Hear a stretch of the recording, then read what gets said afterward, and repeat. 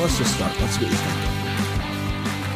It's weird to watch just because it's like delayed. And so I'm watching myself do things that I just did. Alright. So let's go ahead and start this thing. Hey, my name is Matt. I am one part of Keto, Your Cravings. It's run by me and my wife, Nikki. We started the group as a life group for the Crossing Church, kind of as a weight loss group. We have struggled with weight loss for years, and we found the ketogenic diet, and one of the things that helped us out a lot was joining groups on Facebook and really talking about the ketogenic diet, learning what we can, gleaning off of other people's experiences and things like that. Nikki has lost 77 pounds. I have lost 66 pounds, and it's been amazing so far. And so we just kind of want to share that experience with other people. And so we started the group at our church, and are expanding it through this kind of stuff, through doing this online, kind of doing it as an online group. We will meet every month at the Crossing Church, and we hope that everyone joins us. You know, everyone in Tampa is joining us. We'll also stream those live meetings as well. We'll be doing weigh-ins and stuff like that, and just celebrating successes and kind of taking questions and things like that.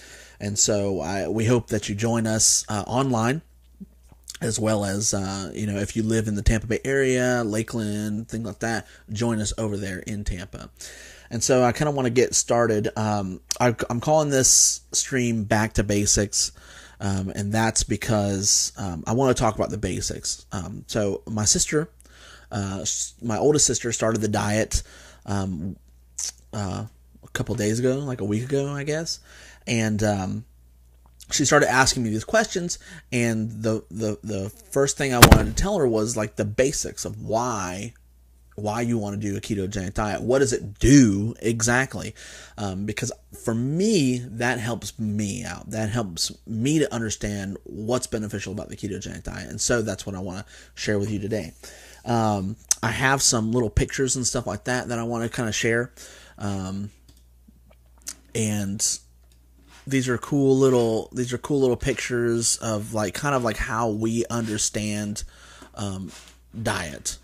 And so let's see if I can do this. Nope. It's, oh man. Okay, this is going to be a weird transition because it's going to have a bunch of little screens inside of it, but don't worry. There's a reason. So this is kind of how we see, okay. Go down. It's not going to do, oh, there it goes. Okay. So this is kind of how we see diets. It's calories in and calories out, and that's how most people understand it. You have your calories eaten, that you consume with food, and then you burn calories. So the hypothesis with that is that you eat 2,000 calories, and then your body naturally burns that, and you also burn it with exercise. And what you want to do is you want to be in a caloric deficit, and that caloric deficit is yeah, there we go. See, I'm new to this whole thing. So the caloric deficit is what helps you lose weight. That's the idea behind a traditional diet. The traditional diet thinking. Oh man. Okay. The traditional diet thinking. But with a ketogenic diet, actually, let me go into a couple of different things. That's a traditional diet, is calories in, calories out.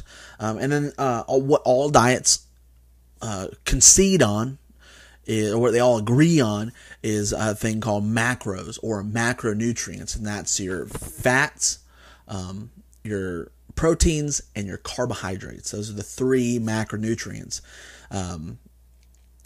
And there's a certain percentage that you want of your diet to be of those three macronutrients, and that's all diets will agree. There's three macronutrients, and there's some balance of those macronutrients that help you lose weight. Now with the ketogenic diet, what you're focused on is a metabolic condition called insulin resistance. Now, there's also type 1 diabetics who are not insulin resistant. What it is, they actually don't produce enough insulin. So the insulin resistant side of the equation doesn't apply to them. But I have heard cases where they have gone on the ketogenic diet and that has helped them tremendously. And but what I want to talk about today is kind of what I know to be true about myself, which is I am insulin resistant, and 100% of the people that are type 2 diabetic are insulin resistant as well. And what that means is that you have cells in your body, and whenever you eat carbohydrates automatically turn into what's called glucose, and that's a form of sugar.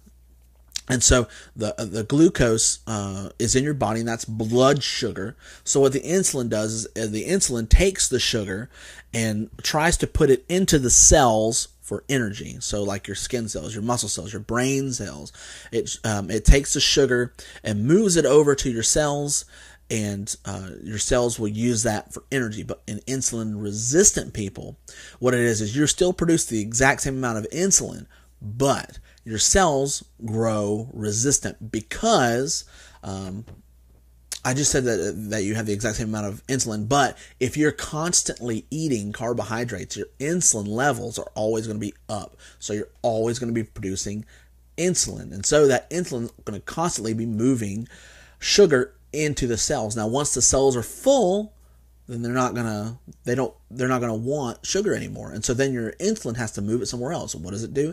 It moves it into your fat stores or your body fat for storage for later, to access it later.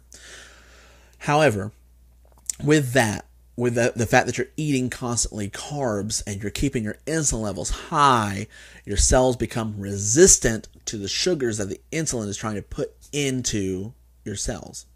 And so what happens is you don't get the energy needed to function. And that's why sometimes when you eat, you grow tired because the energy isn't being moved into the cells. And that's kind of the basic idea of insulin resistant, or at least how I understand it. That's if I'm wrong, I would love to be corrected so that I can understand it better. But as far as I understand and what I've read, that's the basics of insulin resistance. Now, how does that play into the ketogenic diet? So what the ketogenic diet does is it helps regulate your insulin levels by not activating insulin. Like your insulin levels won't raise high on a ketogenic diet because you're not going to be consuming carbohydrates. So let me show you kind of what I'm talking about, because what happens is when your insulin levels are up, your body's not going to access your fat stores. And I'm hoping I'm making sense, because I know it's a lot of information, and I'm trying to pull it from different sources. So we basically have this model of calories in, calories out. We eat, we burn calories and things like that. But the thing we don't understand is that the insulin resistance, and if your insulin levels are high, your body is never going to access the fat stores on your body. And so that's what you're trying to control. So let me show you this picture here. So this is how we need to start thinking about our bodies. We have different stores on our body. When you consume carbs, that turns into glucose. The glucose is then put into like your muscles and is stored in your body as glycogen first. And then the excess of that is moved into fat stores as body fat. Now, the way you have to think about it is like a refrigerator. Okay, think about your body as a refrigerator. So you take in these calories and you shove them into your refrigerator, and then you use what's in the refrigerator for energy. So now imagine that your glycogen stores, your stores in your muscles, the sugar that's stored in your muscles and in your skin and things like that, are full. They're full. And so the insulin starts moving those into the deep freeze. and that's your body fat. And so your body fat is there. Now, if you think about it logically, if you have food in your refrigerator, you're not going to access the energy that's in your deep freeze because you have it in the refrigerator. It's easier to access in the refrigerator.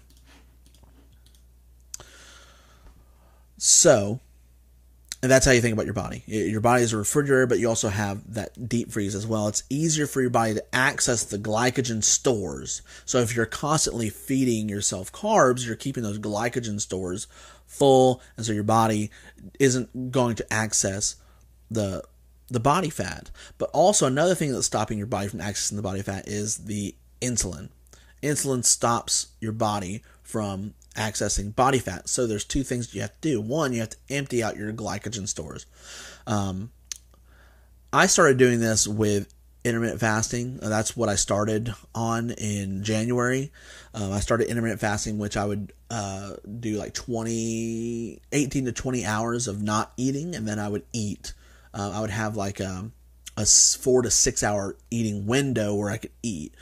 Now I was doing it all wrong, and I was eating whatever I wanted to, and so my glycogen stores would fill up, my insulin would shoot up, and everything like that. But now, now I understand this a little bit more with insulin and things like that. But what you want to do is you want to empty out the glycogen stores. Now, if you're not eating carbs, you're not putting glycogen back into like your muscle cells for energy and things like that. And so they're going to start accessing ketone bodies, and ketones are basically the energy that's created from fat. And the best fat source is what's on your body. So now, since your refrigerator gets emptied out, your glycogen stores are completely empty. And actually, there's another picture. I have another picture here. Boom. Okay. So this is kind of the picture here. Your refrigerator is empty now because your glycogen stores are empty, and that's you can do it through fasting. You can do it through fasting, which is basically not eating for. I think it takes 18 to 20 hours for your glycogen stores to completely empty out. Correct me if I'm wrong. But you can do that through fasting, or you can do it through the ketogenic diet, because you're not putting sugar, but you're not putting glucose back into your body. And if you don't put sugar, or if you don't put carbs, which turns into glucose, which turns into glycogen, if you don't put that into your body, your refrigerator never fills up. So then what happens is your insulin levels are really low, and so you don't have insulin blocking the path to your body fat. So then your body begins to use what's there, what's available to it as energy. And that's the basic premise of the ketogenic diet, is just trying to access your body stores. You want to keep your insulin levels low so that you can access that body fat for energy. I know that was long-winded, and I got kind of sidetracked. I'm sorry, because I'm so new to the streaming stuff, and there's so much going on the screen. But anywho, hold on. What the heck? Oh, it takes 12 hours. See, Nikki, you should be commenting on YouTube, because that's where I can see it immediately. Nikki commented on Facebook. But if you go to YouTube, you can interact that way. Anyways, so that's the basic premise. The basic premise is your insulin levels are constantly high if you're insulin resistant, because you keep feeding yourself carbs. So what you want to do is you want to empty out your glycogen stores, empty out your sugar stores, and then your insulin levels will also fall, and then your body will access the energy stores that are on it, the fat that's on it. That's the basic premise of fasting and also a ketogenic diet. So that's really long-winded. I apologize if I would love for people to be asking me questions. because that kind of helps me keep on track. But what we'll talk about now is, so what are my macros that will put me into this state of ketosis? And ketosis is basically just where your body is burning fat instead of sugar. Your body is running for ketones instead of glucose. It's using ketones instead of glucose. So what are some basic macros for that? So what me and Nikki do, and this is what was recommended to us, is 25 grams or less of net carbs, and then moderate amount of proteins, and that's 1 gram of protein per 1 kilogram of body fat. Or not body fat, 1 kilogram of lean body mass. Sorry. And so how would you calculate that? Let's actually do that live right now with me as an example. Display capture, boom. Yeah, see, there's like a ton of these things, and it's me inside of this. Oh my, that's so weird. All right, so like a lean body mass, like calculator. So you have a lean body mass calculator. This is calculator.net, or you can even use like bodybuilder.com or something like that. I'm just going to use this one because it's the first one. I'm 31 years of age. I am 5 foot. I think I'm like 5'7" inches, and then I weigh currently 354. That's what last time I weighed myself. So you see here is you have these 3 different weights right here, and this is these are your lean body mass. So let's see, I've got 201, I've got 138, and I've got 178. So the way I'm going to think of it is,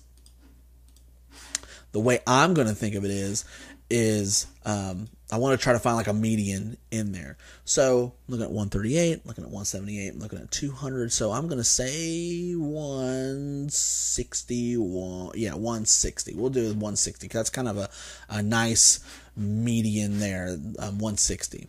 So my body weight is 160. Or my lean body mass. My lean body mass is 160. I wish my body weight was 160. So now let's do this.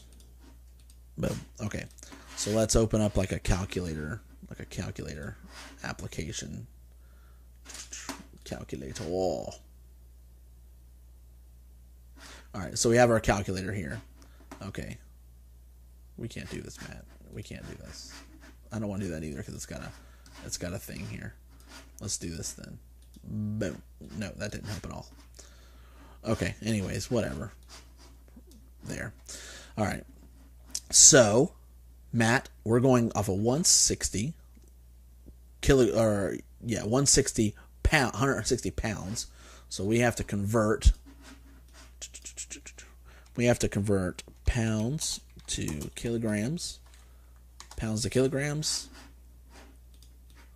So 160 pounds is about 72.57. So let's just round it up to 73 kilograms. So for protein, and that's where we're going here, is protein. Our protein is 1 gram per 1 kilogram. So it's literally just a 1-to-1 ratio.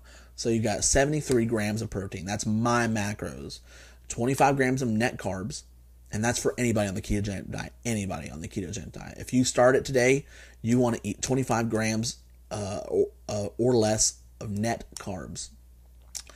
Then for your protein, it's 1 gram for every 1 kilogram. For me, my lean body mass is 73 kilograms. And so I want to eat about 73 kilograms a day of protein, or 73 grams of protein a day. And then the rest of your calories is from fat. Now, at the beginning, I talked about calories in, calories out. Even though the ketogenic diet doesn't follow that kind of thinking, like specifically like calories in, calories out, calories are important because it's how much energy your body is going to use. Now, some people are going to say, it's more important than that. Your calories in, if you're at a caloric deficit, then you're going to lose weight. And that's true. But there are some people that have metabolic derangements. like insulin resistance, that is going to hinder that, because there's like my wife has eaten below her calories before and never lost weight, but we were eating, like sandwiches, we were eating pasta. Every meal consisted of some kind of carbohydrate, and neither one of us would lose weight. And we would eat, like 2,000, 2,500 calories. I've even done 1,800 calories diets, lost some weight, but then stalled, and eating carbs every single meal. And this is how I like to do that, is because you got calories in, and then you have all this unimportant magic that happens and calories out. And basically what a lot of people don't pay attention to is the unimportant magic part, which is your metabolism. Your metabolism.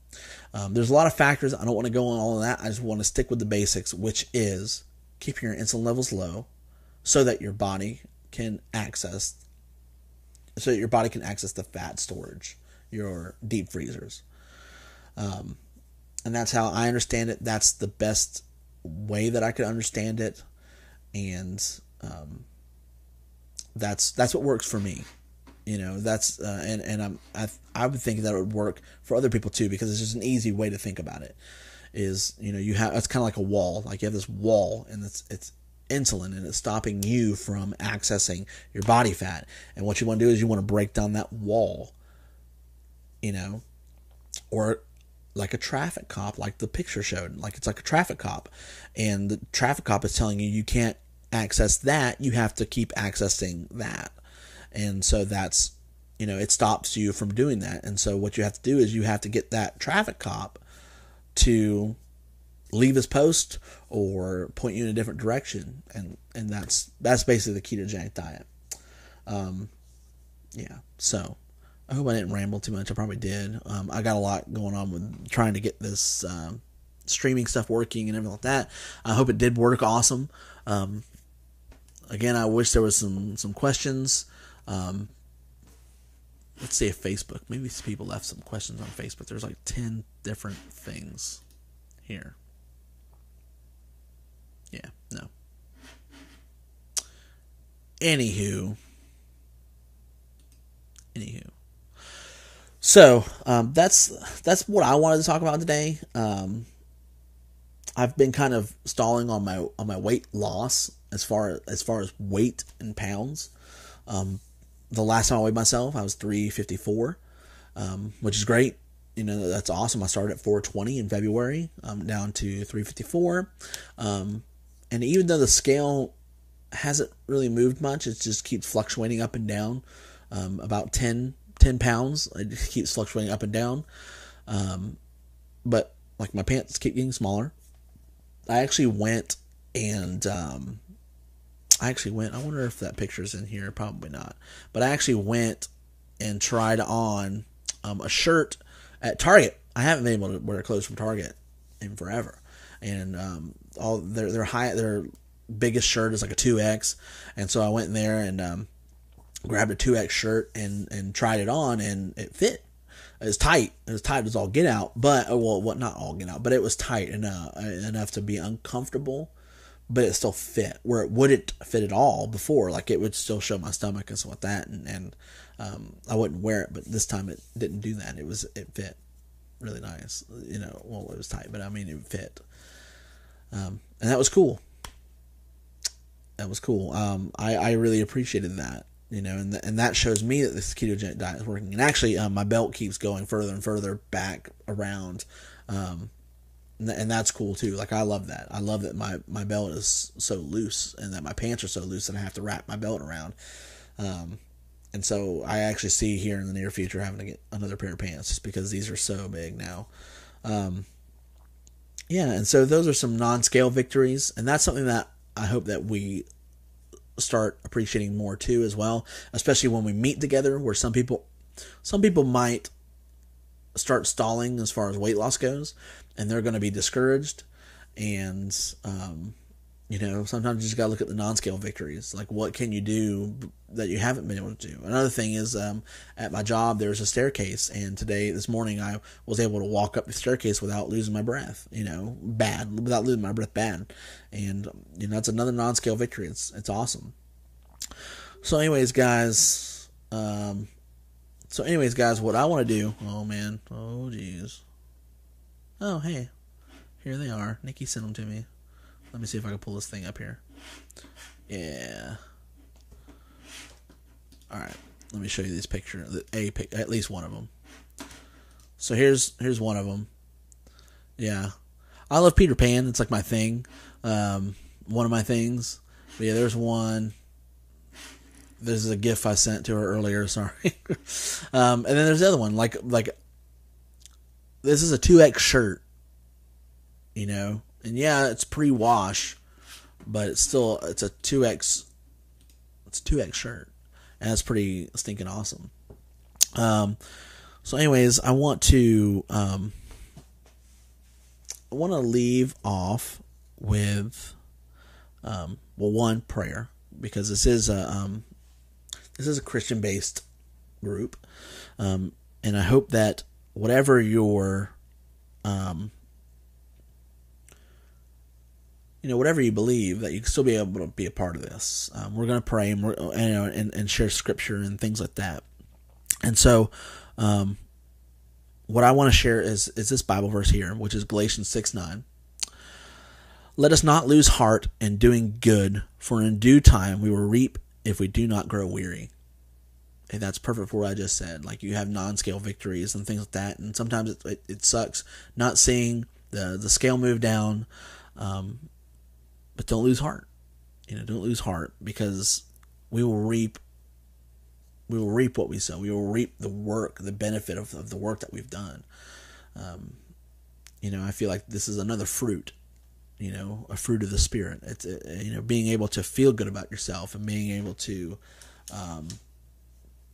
revel in that and to be happy about that, and also to be able to help others in that. So I kind of want to end it. I feel like I rambled a lot. I'm hoping I gave everybody some good information. If not, let me know. And if you want me to clarify this, because I feel like somebody out there is going to need clarification, let me know, and I'll try to condense it more and be a little bit, because with all this streaming stuff, I kind of wasn't super duper prepared. I was, trying to get the best quality for you guys. And the best way for me and Nikki to archive it, and that would make it easier for us. So I'm going to end it with some prayer. If you have any comments, any questions, anything like that, feel free to leave a comment here on YouTube, or even if you're on Facebook, if you're watching this on Facebook, leave a comment down below and let us know. Subscribe to our YouTube channel. Because that's where we're going to be posting these live streams. That's where we're going to be doing them, and that's where we hope to really start our community that way. So let's pray. Lord, thank you for this day. Thank you for this time that we can come together, Lord, and talk about our journeys. Lord, I pray that people find support in this group and information. Lord, I pray that the information I was giving wasn't too complicated, and that it is received well. Lord, I thank you for the opportunities you give us to be able to connect online, and to be able to connect in our homes, or wherever we're at around the world. Lord, I pray that this message begins to reach other people. Lord, I pray for the non-scale victories, and Lord, I pray for those who are steadily losing weight and moving that scale needle down. Lord, I thank you for your sacrifice, that your Son was led to the cross and died for our sins. Lord, I thank you for that sacrifice that you put. Lord, I pray that we could sacrifice a little piece of our lives so that we can better glorify you, because that is our end goal. Lord, I love you, and it is in Jesus' name that I pray. Amen. All right, guys. Thanks for joining me. If you did, if you're watching this later on, still feel free to leave comments, and we'll get back to you as soon as we can. Next week it will be me and Nikki, because I feel like me and Nikki separate is we put out worse content. I feel like we're not as good as we are together, and so next week it's definitely going to be me and Nikki, and we'll see you then next week at. Hold on, let me double check here because I don't want to give anybody. Next week we will be meeting live at the Crossing Church. That's next Sunday at 2:30. We will be live at the Crossing Church in Tampa, Florida, at the Tampa campus. We'll meet in the cafe. Meet us there. We really want to see people's faces, and we really want to be able to discuss these things face to face. We will also be streaming live as well there, and we hope that people are able to join us around the world and be able to share their successes. That's what we want. So join us July 2nd at 2:30, either at the Tampa campus, the Crossing Church Tampa campus, off of Causeway Boulevard, or here online. We'll be at the YouTube. We'll do it here at the YouTube page, but we're also going to post a link on our Facebook, so you'll be able to find us there as well. All right, guys. See ya.